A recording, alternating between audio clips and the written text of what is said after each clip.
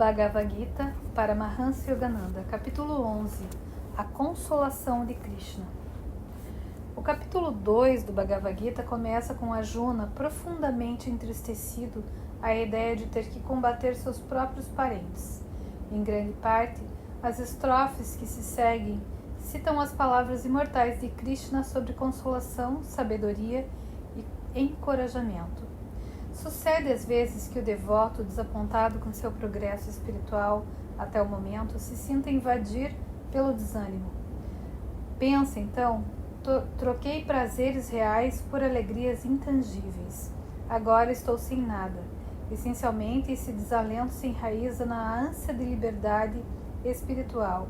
Arjuna não diz à maneira do respeitável, mas nada devoto, a seta de uma deliciosa história que Paramahansa Yogananda gostava de contar.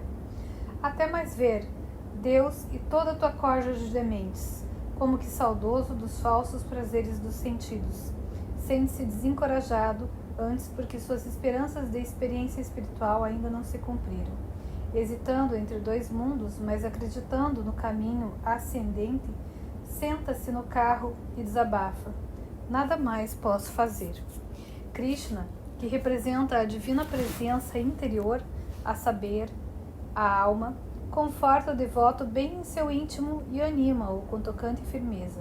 O crescimento espiritual quase nunca ocorre de súbito, a menos que a pessoa esteja já abençoada desde o berço com um karma excepcionalmente favorável. O Senhor nem sempre se manifesta com lábios e olhos humanos, embora se deixe entrever sob forma física por meio de um guru. Mas mesmo o guru ensina recorrendo principalmente à própria percepção intuitiva do discípulo. Até as lágrimas de desapontamento de Arjuna são salutares espiritualmente, pois expressam também o desejo não satisfeito de verdade divina, fixando a mente nas aspirações superiores, com seu anseio inquebrantável pelas alegrias indescritíveis da comunhão divina. Depois de pensar logicamente, o devoto cede por completo à percepção intuitiva, que é lúcida, embora não seja racional. Sem essa atitude, não haverá progresso do espírito. É preciso entender que mesmo esse encorajamento oriundo da intuição tácita é indício de intenso trabalho espiritual em encarnações anteriores. Pode parecer cruel da parte de Deus não responder de imediato às dúvidas, medos e hesitações do homem, mas pense-se nas inúmeras existências durante as quais o ego vagou distanciado de Deus, desdenhando as menores provas de seu amor e buscando sempre realização no mundo dos sentidos. Arjuna já não se sente atraído por esse mundo. Chegou a um ponto em que ele não mais o deslumbra e, ainda assim, hesita em pô-lo inteiramente de parte. O fato de Deus, nessa etapa, querer oferecer sólidas esperanças, além da consolação das percepções e intuições a serem alcançadas com o tempo, é já um indício de considerável progresso interior.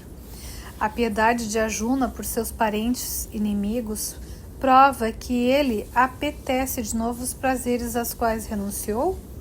Como o Gita foi escrito para orientar todos quanto buscam a Deus, talvez essa nostalgia seja mesmo problema de Arjuna também, embora o texto não o afirme explicitamente.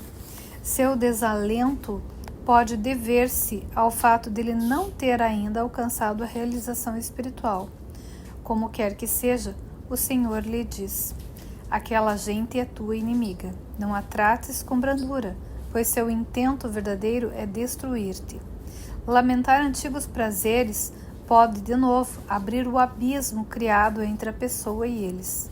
No caminho espiritual, grande equívoco é brincar, ainda que por desfatio, com pensamentos sobre o que se passou.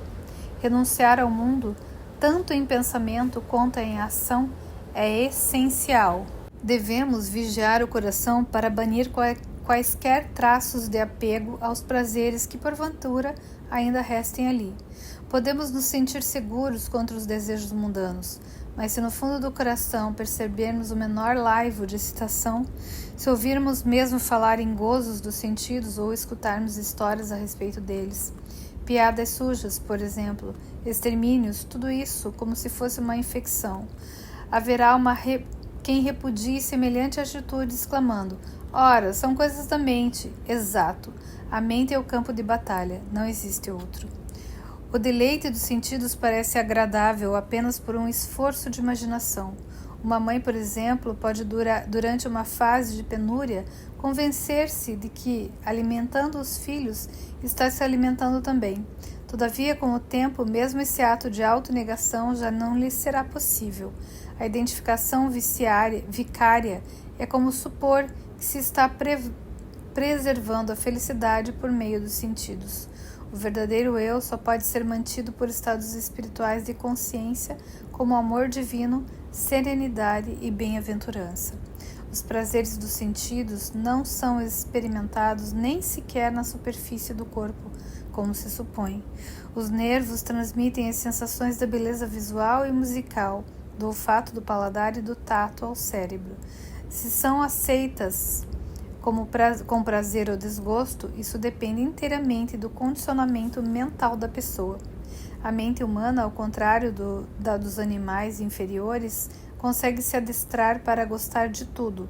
O ditado "gosto não se discute" é equivocado, pois o gosto depende da associação mental constante.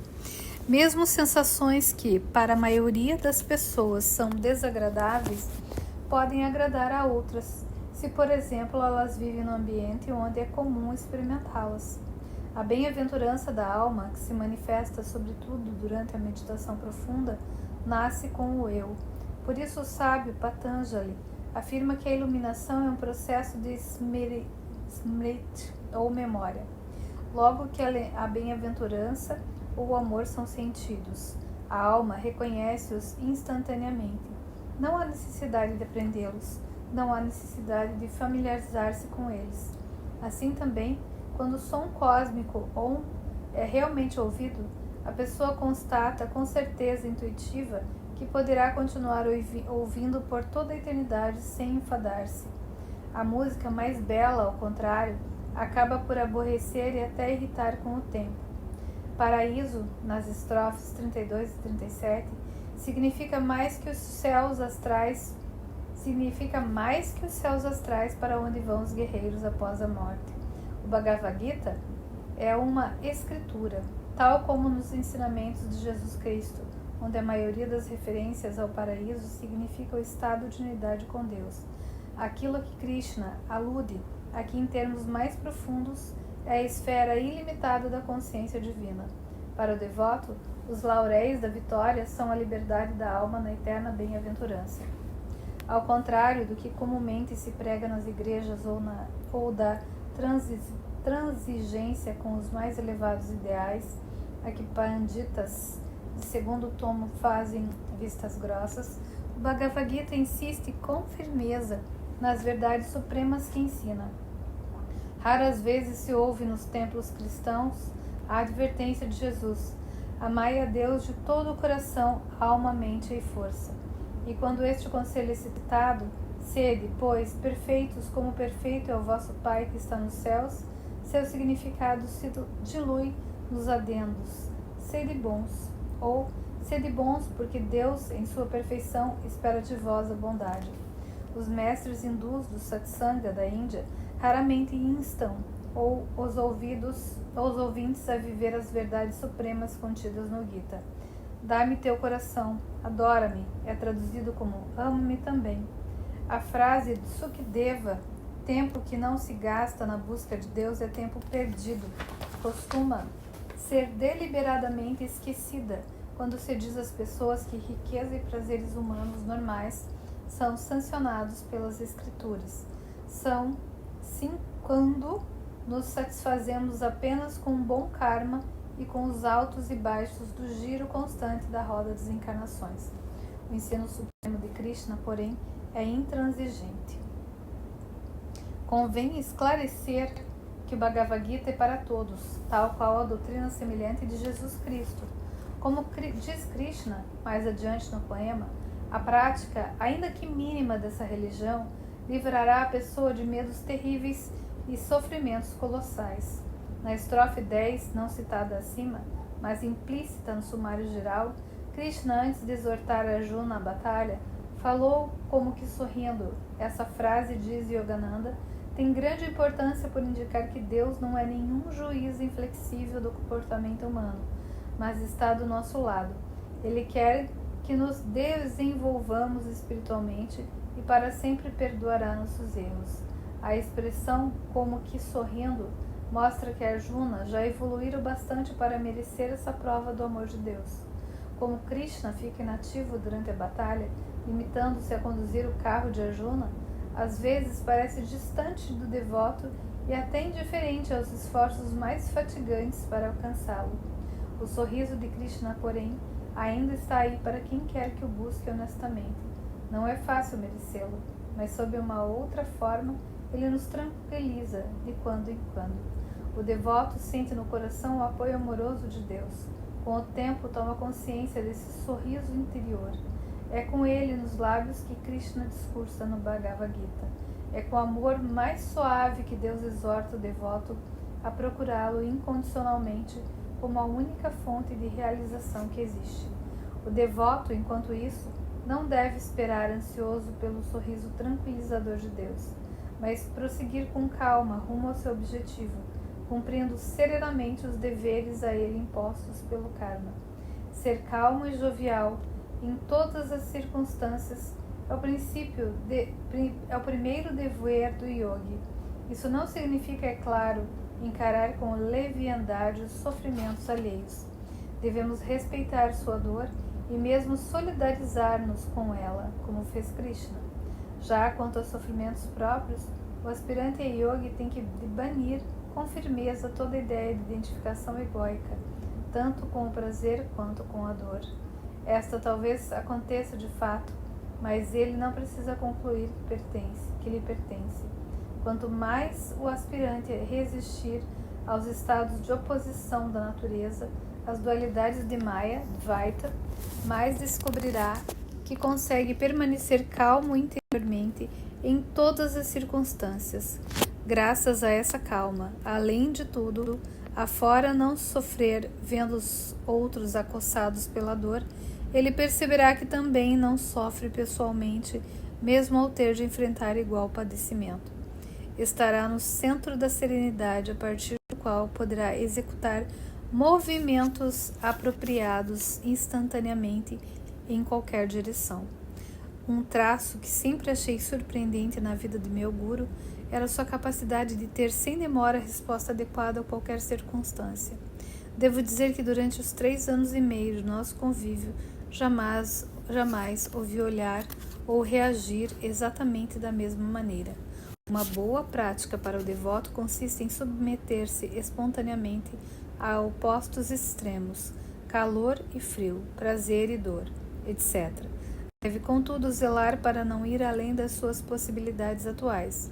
Fazer mais do que se pode é fanatismo, quando não ato contraproducente. Após horas debaixo de chuveiro frio, a pessoa mal consegue sentir calor de novo por meses. Pode-se mesmo prejudicar a saúde. Outro conselho importante, além de permanecer jovial e sereno, é: use o bom senso. Para obter serenidade, uma ótima prática é renunciar a gostos e aversões. Meu guru costumava dizer: se algo vier por si, que venha. Repetimos: eliminar por vontade própria os altos e baixos dos sentimentos costuma ser um recurso muito útil, como um petisco de que você de fato não gosta, desde que não lhe faça mal. Ofereça a outra pessoa um prato ou qualquer outro prazer que você aprecie. Lembre-se, os opostos da dualidade são inseparáveis. Quanto mais para a frente for o balanço de uma criança no parquinho, mais para trás automaticamente irá. O prazer excessivo dos sentidos produz ressacas de vários tipos. Uma dor de cabeça, no caso de excesso de bebida, uma indigestão, no caso de excesso de comida, uma baixa de humor, no caso de excesso de hilaridade, ou uma sensação de isolamento, depois de estar com muitas pessoas. Vamos continuar esse mesmo capítulo em cenas do próximo capítulo.